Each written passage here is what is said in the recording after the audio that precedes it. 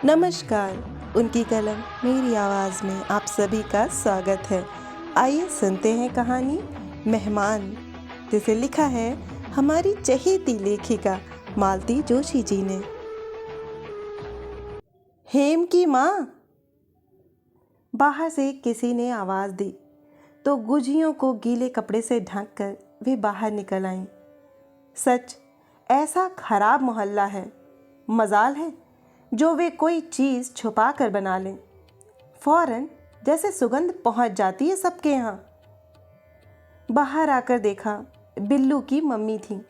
इधर से निकली थी तो सोचा हेम के हालचाल पूछती चलूं। उन्होंने क्षमा याचना के स्वर में कहा। मथुराइन बता रही थी कि हेम कल जा रही है। हाँ, कल ही का टिकट बना है। इतनी जल्दी भेज रही हैं? अरे जल्दी कहाँ, 3 तारीख को पूरा महीना हो जाएगा। तो क्या हुआ चाची, 2 साल बाद आई है, 2 महीने तो। अरे बहू, अब अपना कोई जोर है?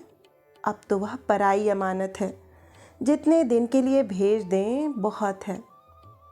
हाँ, सो तो है, पर देखिए ना, महीना बीत गया और पता ही नहीं चला। लगता है जैसे कल ही आई हो। सच तो है। बिल्लू की मम्मी को किसी तरह विदा करके वे फिर से रसोई में आ गई। दोबारा कढ़ाई चढ़ाते हुए उन्होंने सोचा, सच ही तो है, महीना बीत गया और पता ही नहीं चला। कल को वह फिर अपने घर चली जाएगी। पता नहीं फिर कब आना हो। जब आने को थी तब मन में कितना हुलास था। हेम आएगी तो ये बनाएंगे, वो खिलाएंगे, यहाँ ले जाएंगे, उनसे मिलवाएंगे, ये कहेंगी, वो सुनाएंगी। पर कहाँ, सोचा हुआ कुछ भी तो नहीं हुआ। हेम की सहेलियाँ और रिश्ते की भाभियाँ मिलकर सारा समय चट कर गईं। 1 मिनट को भी लड़की उनके हिस्से में नहीं आती। और सब तो ठीक है, पर काछी मोहल्ले वाले माई थान पर ले जाने की बड़ी साथ थी, वह भी पूरी नहीं हुई। वहाँ हर मंगलवार को एक के ऊपर माई आती हैं। जरा पूछ ही लेती कि हेम के बेटा कब होगा। पर आजकल की लड़कियों को इन बातों में विश्वास ही कहाँ रहा है। हेम तो हाथ जोड़कर कहती है, बस अम्मा, बहुत हो गया। 2 के आगे सोचना भी अब पाप है। और फिर अब तो लड़के और लड़की में कोई फ़र्क ही नहीं रहा। बस बात वहीं दब जाती। यही क्यों, और भी तो कितनी बातें मन की मन में रह गई हैं। कहें तो कब कैसे कहें। हेम की शादी के बाद से वे एक तरह से अकेली पड़ गई हैं। मन की बात कह सकें ऐसा घर में कोई भी नहीं है। बहू से तो हर बात कही नहीं जाती ना।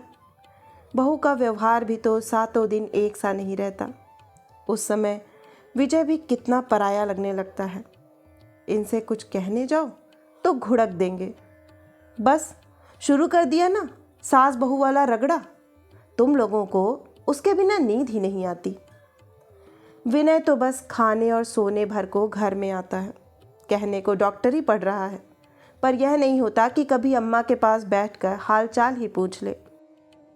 कई बार कैसा कैसा दर्द उठा करता है, कभी सीने में, कभी पेट में, कभी जोड़ जम से जाते हैं, कभी सिर पर जैसे हथौड़े से पड़ने लगते हैं, कभी पाँव मन मन भर के हो जाते हैं। तब चुपचाप पड़ी रहती हूँ। क्या करूँ, घड़ी भर पास बैठने की फुर्सत किसके पास है। बस भागम भाग मची रहती है। सबसे ज़्यादा कलेश किए हैं हेम के बाबूजी। पेंशन क्या हुई है, मुसीबत आ गई है। 24 घंटे घर में बैठे चिड़चिड़ाते रहते हैं। ज़िंदगी भर बेचारी बाबूजी के लिए खटती रही हैं, हाथ बांधे हाजिरी में खड़ी रही हैं। पर अब उनका भी तो बुढ़ापा है। पहले किसी दौड़ भाग अब होती है भला, पर बाबूजी को जैसे इसका ध्यान ही नहीं है।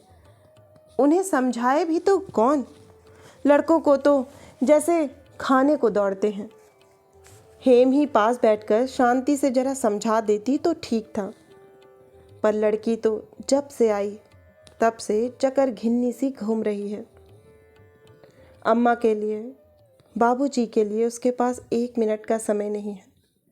एक तो ढेर सारी सहेलियाँ, उनसे समय बचेगा तो ननद भौजाई कभी सिनेमा चली जाएंगी, कभी बाजार निकल जाएंगी। छुट्टी के दिन तो भाई भी शामिल हो जाते हैं। उस दिन फिर या तो लाल घाटी का प्रोग्राम बनता है या बिरला मंदिर का। उनसे कोई झूठ मूठ को भी नहीं पूछता। सब जैसे मान कर चलते हैं कि वे नहीं जाएंगी।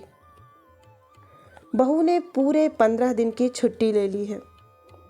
कह रही थी, माँ जी मैंने दीदी के लिए छुट्टियाँ बचा कर रखी थी। बेचारी इतने दिनों के बाद तो आई हैं, यहाँ भी आकर रसोई में हलकान होती रहें, अच्छा नहीं लगता। ननद भौजाई का ऐसा प्यार देखकर पड़ोसिनें ईर्ष्या से जल मरती हैं। कल ही मथुराइन कह रही थी, हेम की माँ बड़ी भागवान हो तुम, बहू तो सचमुच लक्ष्मी है तुम्हारी। हमारे यहाँ तो बिंदो का नाम सुनकर ही माथे पर बल पड़ जाते हैं। 3 कमाऊ वीर हैं, पर राखी भाई दूज पर 5 रुपल्ली का मनी ऑर्डर भी कोई नहीं करता।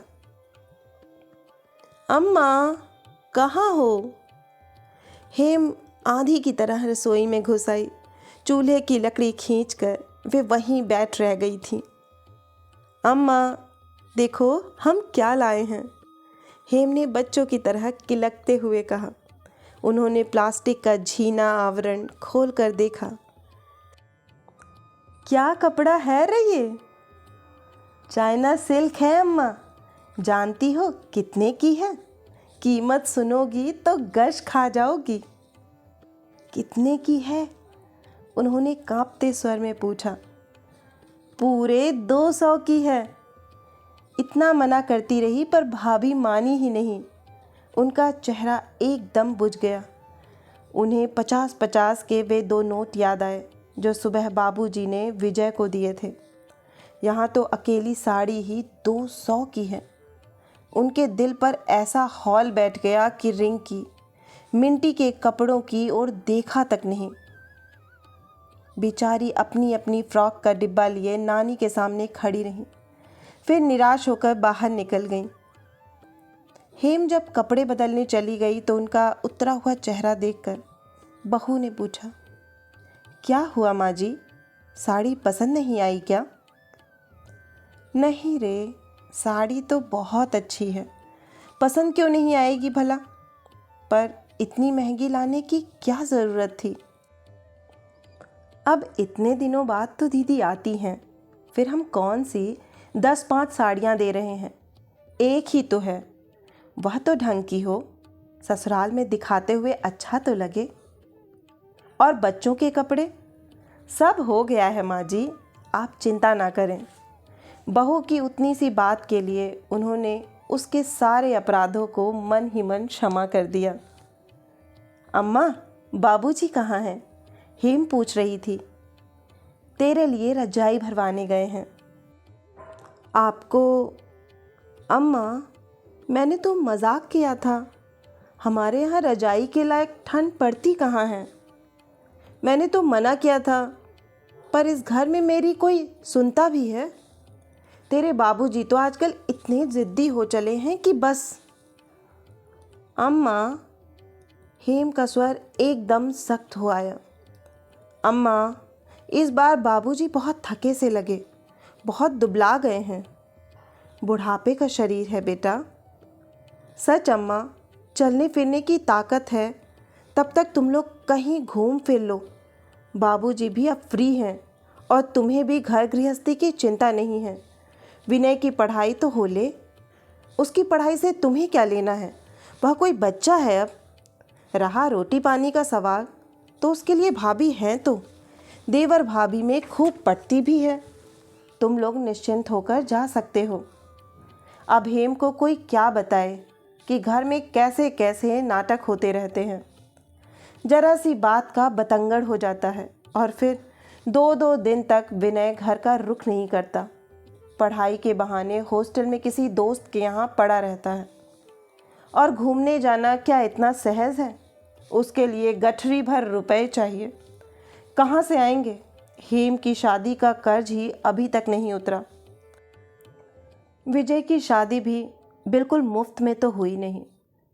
फिर विनय की पढ़ाई है, 2 बूढ़े प्राणियों की दवाइयाँ हैं, तीज त्योहार है। कई बार तो बहू सुनाकर कहती भी है, सबका करते कराते तो हम बुढ़ा ही जाएंगे। वे सुनती हैं और खून का घूंट भरकर रह जाती हैं। बहू पर गुस्सा भी आता है और प्यार भी। क्या करें बेचारी, उसकी तो सारी नई नवेली उमंगें कोरी ही रह गई हैं। बुरा तो उन्हें भी लगता है, पर क्या करें, विनय की पढ़ाई पूरी होने तक किसी तरह सब्र करना ही है। फिर वे लोग विनय के पास रह जाएंगे, विजय को कुछ राहत मिलेगी। पर विनय की बहू कैसी होगी? हेम जाते हुए बार बार कह रही थी, अम्मा, तुम और बाबूजी सचमुच बहुत भाग्यवान हो। ऐसे आज्ञाकारी बेटे, ऐसी सुशील बहू भला आजकल कहीं ढूंढने से भी मिलते हैं? इससे ज़्यादा और आदमी को चाहिए भी क्या? यह समझ लो कि सारे सुख तुम्हारी झोली में आ गए हैं। बस अब प्रेम से भजन पूजन करती रहो। उन्होंने कोई प्रतिवाद नहीं किया। व्यर्थ ही कुछ कहकर उसे दुखाने की इच्छा नहीं हुई। बेचारी खुशी खुशी जा रही थी, निश्चिंत भाव से विदा हो रही थी। उसका मन क्यों खराब करें? उसके अपने घर में क्या कम परेशानियां हैं? लकवे की मारी सास है, कर्कश जिठानी है, ब्याहने को बैठी 2 ननदें हैं। यहाँ बेचारी के 4 दिन हंसी खुशी में कट गए, बहुत हुआ। सुबह सुबह मकान मालकिन ने हेम को चाय पर बुलाया था। यह उनका हमेशा का दस्तूर था। चलते समय हेम को ब्लाउज पीस और बच्चों को रुपए भी दिए थे। हेम सदा की तरह उनका गुणगान करते हुए ही लौटी थी। उस समय यह बात उनके होठों तक आते आते रह गई थी कि मालकिन की चिकनी चुपड़ी बातों में कोई दम नहीं है। उन्हें मकान खाली करने का नोटिस मिल चुका है। 2 महीने की मोहलत मिली है। सब जानते हैं कि 2 महीने में कोई चमत्कार नहीं हो जाएगा। यह भी मालूम है कि इतने कम किराए में अब इतना बड़ा मकान मिलने वाला नहीं है। 300 देने के बाद भी 3 कमरे ढंग के नहीं मिलते। और रेलगाड़ी से उन डिब्बों में कहाँ तो बेटा बहू रहेंगे और कहाँ वे दोनों प्राणी, और कहाँ बैठकर विनय पढ़ाई करेगा। और 150 यहीं बढ़ा देते तो कोई बात नहीं थी, पर मालकिन को बेटे की शादी करनी है। उन्हें मकान चाहिए, रुपए नहीं। हेम से यह सारी गाथा कह भी देती तो क्या हो जाता, पर नहीं कहा गया। स्टेशन से लौटते उन लोगों को 9 बज गए थे। जगह तो अच्छी मिल गई थी ना? उन्होंने अधीर होकर पूछा। जगह तो मिलनी ही थी माँ जी, रिजर्वेशन होतर किस लिए है? साथ वाली सवारियाँ ढंग की तो थी ना? अम्मा, विनय साथ में है, सब देख लेगा, तुम चिंता मत करो, विजय ने आश्वस्त किया। तेरे बाबूजी कहाँ रह गए? मंदिर निकल गए हैं, खाने के लिए मना किया है। गाड़ी लेट थी क्या? हाँ, 2.5 घंटे। अब क्या पूछें? वे चुप होकर बैठ गईं, जैसे सारे प्रश्न चुक गए हों। रिंकी मिंकी के बारे में पूछना चाह रही थी कि नानी को याद तो नहीं किया, पर मजाक के डर से नहीं पूछा। बहू तब तक कपड़े बदल कर आ गई थी। माँ जी, आपके लिए कुछ गरम बना दूँ? तुम लोग क्या खाओगे? सुबह की थोड़ी सी पूड़ियाँ रखी हैं, साग भी है शायद। तो चल वही थोड़ा सा खा लेते हैं।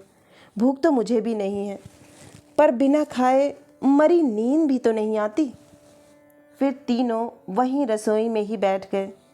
सुबह की ठंडी पूड़ियाँ, ठंडी सब्जी और थोड़ा सा अचार, बस।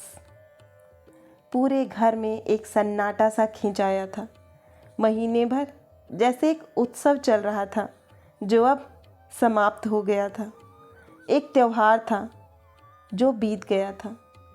शांत क्लांत जीवन अपने पुराने ढर्रे पर लौट रहा था, धीरे धीरे। आशा है कि यह खूबसूरत सी कहानी आपको बहुत ही पसंद आई होगी। अगर पसंद आई है तो मुझे प्रोत्साहित करने के लिए एक लाइक करें, अपनों के साथ शेयर करें, नीचे कमेंट बॉक्स में कमेंट करके बताएं कि आपको कहानी कैसी लगी।